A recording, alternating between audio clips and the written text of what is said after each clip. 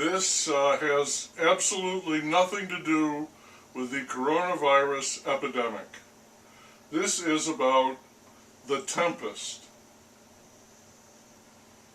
By chance, or maybe by mischance, I have never encountered Shakespeare's play, The Tempest.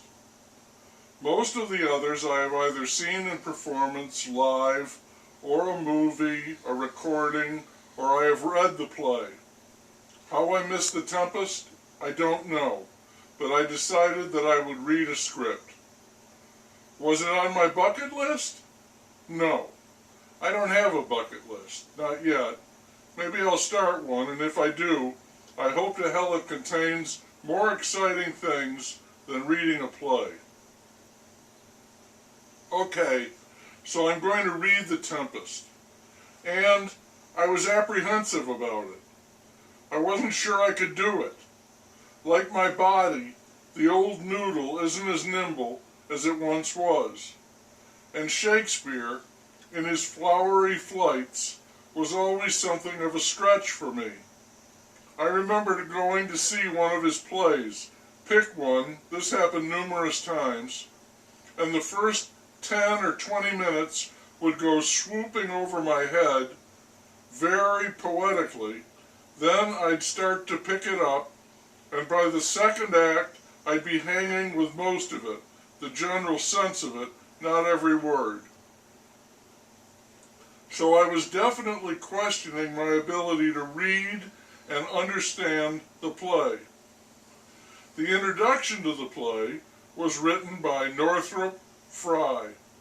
He's dead by now, but he was once a very heavy hitter as a critic and a theorist. I read his rather lengthy introduction, and right now I don't remember a single word of it, nor am I able to summarize his argument. I guess I should go back and have another look at it. It's like I didn't read it, and I'm pretty sure he mooned over the greatness of the play. Once I was worried about being able to read the play, now I can't even read the introduction.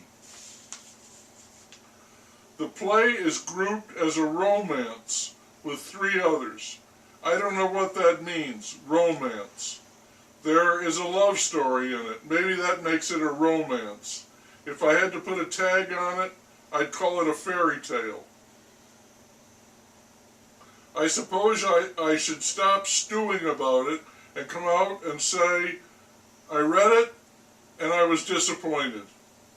It's supposed to be one of the bard's final efforts, and after all, he is the man when it comes to plays, and Northrop Frye gushed on about it, so I was prepared for that greatness, but that's not what I found. I should say I was able to read and follow the script, I think.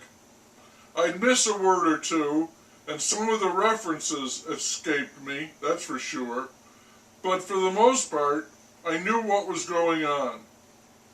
What troubled me the most is that I can't figure out why Shakespeare bothered.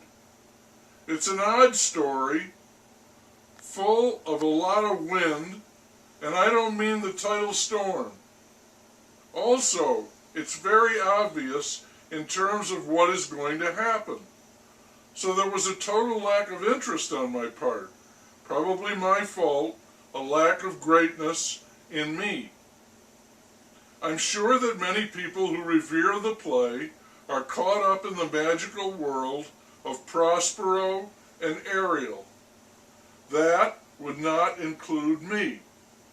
The story, for me, is so contrived that it's painful, and that feeling never dissipated for me. I kept hearing the creaking wheels of the artificial construction groaning as the action, such as it is, commenced and continued. I said action. There is none. The play is all dispute, plotting, that comes to nothing, and discussion. Nothing in the play was convincing to me. I said there is a love story. It's between two people who have never met, and they instantly agree that theirs is a love the likes of which the world has never seen. Infatuation? Maybe. Maybe, like everyone else, they're spellbound. I guess the creator of Romeo and Juliet has the ultimate patent out on love. By contrived, I mean that certain characters have been put in certain jars, and from time to time we examine them, noting their natures and intentions. There is no action, it's not a drama, it's more of a cold science.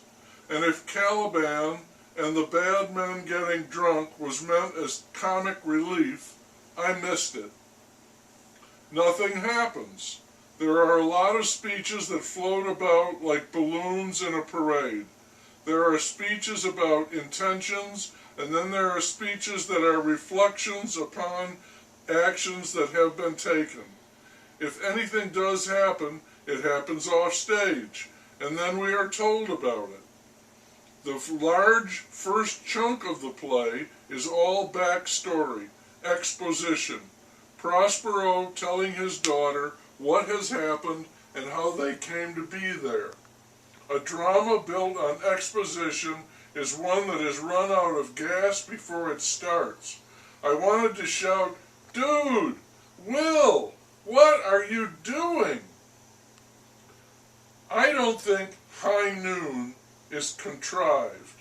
I do think Mystic River is contrived. I'm no fan of contrived. Near the end of The Tempest, a character notes, "This is as strange a maze as ever men trod." You bet it is. It's even stranger than that. So it's best to do what Prospero counsels. Do not infect your mind beating on the strangeness of this business. So, okay, I won't.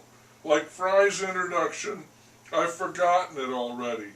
'Tis an airy nothing. Even closer to the end, and gratefully, mercifully, it's not a long play, one character asks another, "How comest thou in this pickle?"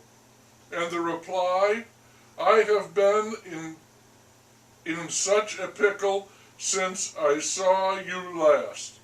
If I were Shakespeare's pal, I would have told him, "Will, don't call this The Tempest.